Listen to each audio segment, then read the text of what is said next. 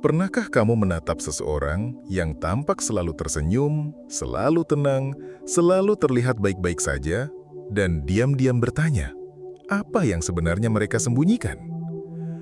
Ada sebuah rahasia yang jarang dibicarakan, rahasia yang tidak tertulis di buku-buku motivasi, tidak diajarkan di sekolah, dan seringkali luput bahkan dari kesadaran kita sendiri. Rahasia tentang mereka yang terlihat kuat, tapi memilih diam. Tentang mereka yang tampak utuh, tapi diam-diam retak di dalam. Kita hidup di dunia yang mengagungkan ketenangan sebagai tanda kekuatan. Dunia yang memuji mereka yang tidak mengeluh, yang tidak menunjukkan luka, yang tetap berdiri meski badai menghantam dari segala arah. Tapi, bagaimana jika ketenangan itu bukan selalu tanda kedamaian? Bagaimana jika baik-baik saja hanyalah sebuah topeng yang dipakai terlalu lama hingga bahkan pemakainya lupa wajah aslinya? Dalam perjalanan hidup manusia, ada lapisan-lapisan batin yang tidak semua orang berani selami. Sebagian orang memilih untuk menutup pintu itu rapat-rapat, bukan karena mereka kuat, tapi karena mereka tahu jika pintu itu terbuka, mungkin mereka tidak akan bisa menutupnya kembali. Video ini akan membawamu menyusuri lorong tersembunyi itu. Kita akan mengupas apa yang sebenarnya terjadi di balik senyum yang konsisten, di balik ketenangan yang tampak tak tergoyahkan.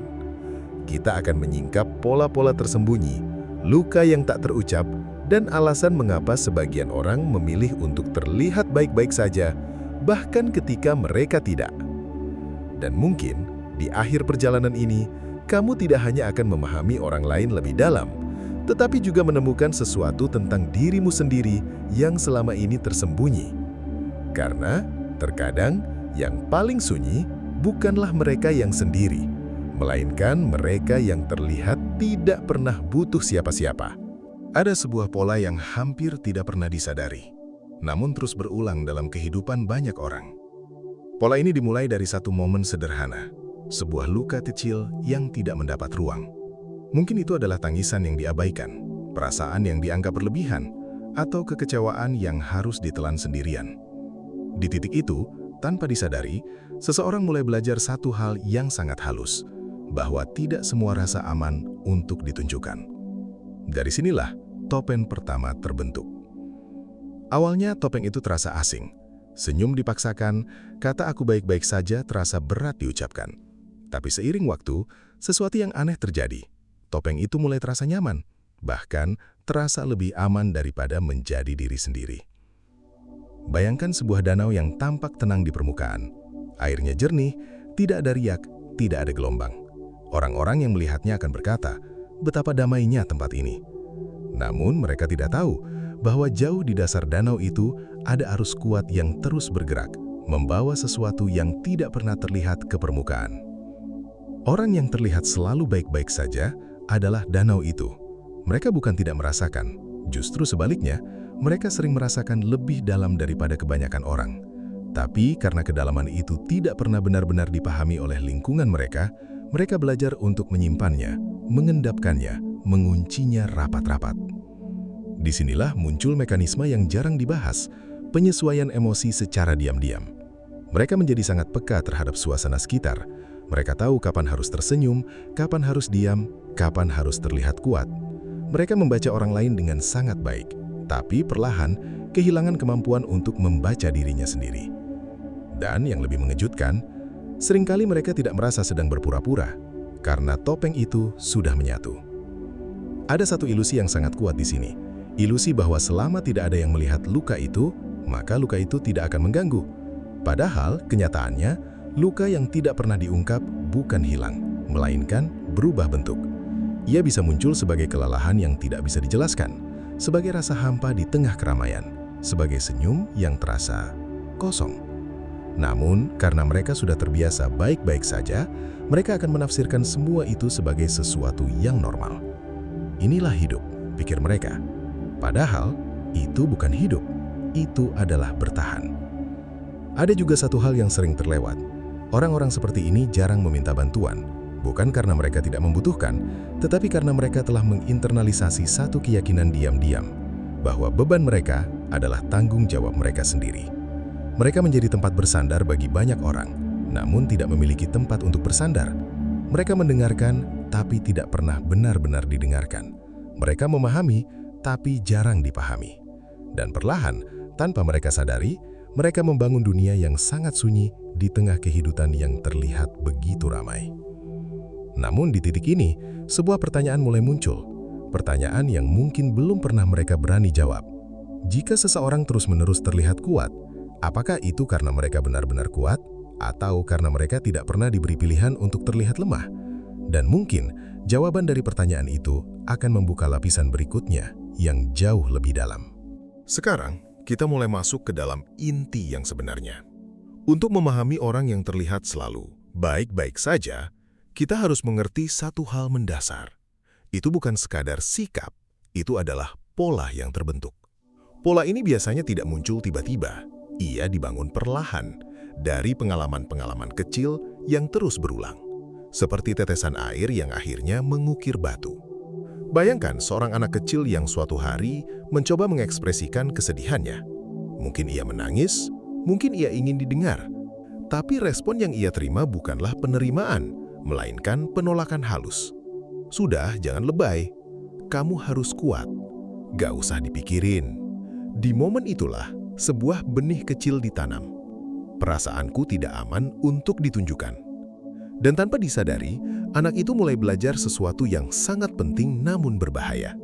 Untuk diterima, ia harus terlihat baik-baik saja. Seiring waktu, pelajaran itu berubah menjadi kebiasaan. Kebiasaan menjadi identitas, dan identitas menjadi topeng yang sulit dilepas. Inilah yang jarang disadari banyak orang. Orang yang terlihat paling tenang bukan berarti tidak merasakan apa-apa. Seringkali, mereka justru merasakan segalanya. Hanya saja mereka tidak lagi mengekspresikannya. Mereka menjadi seperti ruangan yang penuh, tapi selalu terkunci. Ada konsep menarik dalam psikologi batin. Manusia memiliki ruang penyimpanan emosi. Setiap kali emosi tidak diekspresikan, ia tidak hilang. Ia hanya disimpan, ditunda, ditekan ke dalam. Masalahnya, ruang itu tidak tak terbatas. Semakin sering seseorang berkata, "Aku baik-baik saja," padahal tidak, semakin penuh ruang itu. Dan ketika sudah terlalu penuh, ada dua kemungkinan yang terjadi. Pertama, ia tetap diam tapi perlahan kehilangan koneksi dengan dirinya sendiri. Kedua, suatu hari semuanya meledak. Setelah memahami lapisan-lapisan tersembunyi ini, pertanyaannya menjadi lebih personal. Apa yang harus dilakukan jika kita menyadari bahwa kita adalah salah satu dari mereka? Atau lebih halus lagi, bagaimana cara keluar dari kebiasaan terlihat baik-baik saja tanpa merasa kehilangan kendali? Langkah pertama bukanlah perubahan besar. Justru sebaliknya, ia dimulai dari kejujuran kecil yang hampir tak terlihat. Bukan kepada orang lain, tapi kepada diri sendiri. Coba perhatikan ini. Berapa kali kamu berkata, "Aku baik-baik saja," padahal di dalam ada sesuatu yang mengganggu? Berapa kali kamu mengabaikan rasa lelah hanya karena merasa harus kuat? Kesadaran seperti ini adalah pintu awal, karena sesuatu tidak bisa disembuhkan jika tidak pernah diakui. Namun, disinilah banyak orang terjebak. Mereka berpikir bahwa menjadi jujur berarti harus langsung membuka semuanya sekaligus. Padahal tidak. Kejujuran emosional tidak harus keras, tidak harus dramatis. Ia bisa hadir dalam bentuk yang sangat sederhana. Mengakui dalam diam, "Hari ini aku tidak benar-benar baik-baik saja." Itu saja sudah cukup untuk memulai. Langkah berikutnya adalah memberi ruang. Selama ini, mungkin kamu terbiasa menjadi penampung, menyimpan semua perasaan tanpa pernah benar-benar memprosesnya. Sekarang, perlahan ubah peran itu. Bukan lagi menahan, tapi mengamati. Saat ada rasa tidak nyaman, jangan langsung ditolak. Duduklah sejenak dengannya.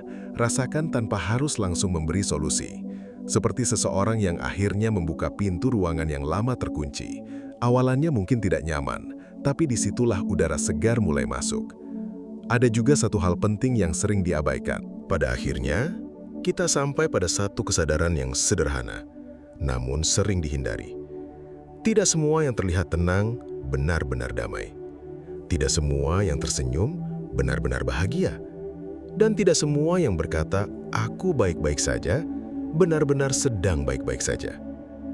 Kita hidup di dunia yang mengajarkan cara tampil, namun jarang mengajarkan cara memahami diri sendiri. Dan di tengah semua itu, banyak orang belajar untuk bertahan dengan cara yang paling sunyi. Mereka membangun kekuatan, tapi tanpa ruang untuk beristirahat. Mereka menjaga semuanya tetap terlihat utuh, bahkan ketika di dalamnya perlahan retak. Namun mungkin, setelah perjalanan ini, cara kita melihat semuanya mulai berubah. Mungkin kita mulai menyadari bahwa kekuatan sejati bukanlah tentang tidak pernah jatuh, tapi tentang keberanian untuk mengakui bahwa kita pernah terluka. Bahwa menjadi manusia bukan berarti selalu terlihat baik, tapi berani jujur meskipun tidak nyaman.